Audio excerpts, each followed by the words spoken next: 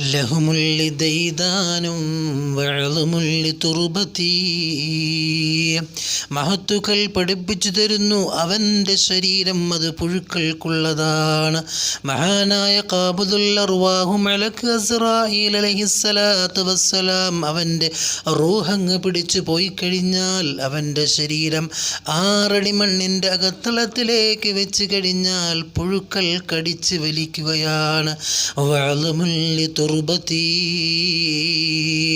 അവൻ്റെ എല്ലുകൾ അത് മണ്ണിനുള്ളതാകുന്നു. അവൻ്റെ എല്ലുകൾ മണ്ണിലേക്ക് ചേരുന്നതാണ്. വമാലുല്ലി ഖുറാസുൻ വറൂഹുല്ലി ഖാബിലി.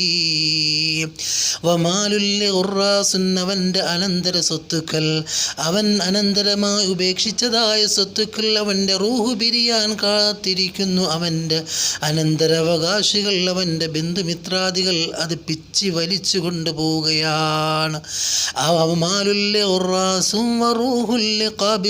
അവൻ്റെ ശരീരത്തിൽ നിന്നും വേർപെട്ടതായ റൂഹോ അത് പിടിച്ചതായ മാലാകമാർക്കുള്ളതാകുന്നു. അവൻ പ്രവർത്തിച്ചതായ സൽക്കർമ്മങ്ങളോ അവൻ ആക്രമിച്ചതായ ജനങ്ങൾക്ക് അവൻ ഓഹരിച്ച് നൽകാനുള്ളതാകുന്നു.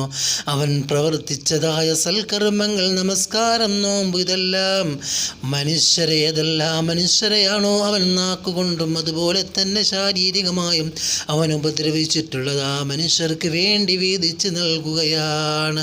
അതുകൊണ്ട് ഫഅമലി അമലുല്ലി മദ്ലൂമിൻ ഫഅമലു ബിഖുളതീൻ.